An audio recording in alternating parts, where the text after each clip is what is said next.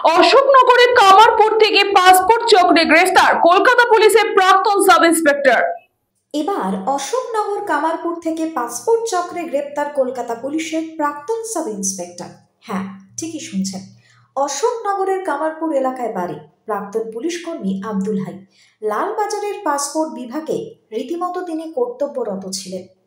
1 বছর আগে রিটায়ারমেন্ট হয়েছে চাকরি থেকে। গতকাল রাতে লালবাজারের গোয়েন্দা বিভাগ এবং অশোকনগর থানার পুলিশ এসে গ্রেপ্তার করে নিয়ে যায় তাকে। এর আগে অবশ্য লালবাজারে তাকে ডাকা হয়েছিল, তিনি গিয়েছিলেন এবং তার পরবর্তীতে গতকাল রাতে গ্রেপ্তার করে নিয়ে যাওয়া হয় তাকে।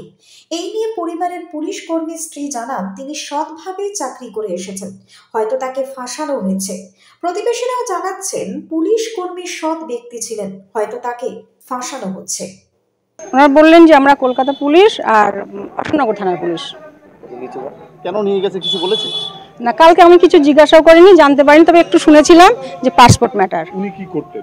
উনি কলকাতা পুলিশ অফিসার ছিলেন। রিটায়ার্ড হয়ে গেছে? হ্যাঁ, রিটায়ার্ড হয়েছেন। পাসপোর্ট ম্যাটার মানে পাসপোর্ট জালিয়াতির কেসে কোনো গ্রেফতার? আমি এত কিছু শুনিনি। আমার মনে হচ্ছে উনি তো খুব স্বচ্ছ মানুষ, খুব স্বচ্ছ। ফাঁসানো, এটা আমার মনে হচ্ছে ফাঁসানো হয়েছে।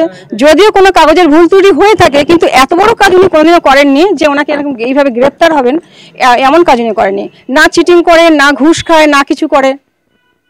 উনি খুব স্বচ্ছ মানুষ, খুব খুব খুব সৎ। মানে ওনার সার্ভিস বুকে কোনো জায়গাটা লাল দাগ পড়েনি।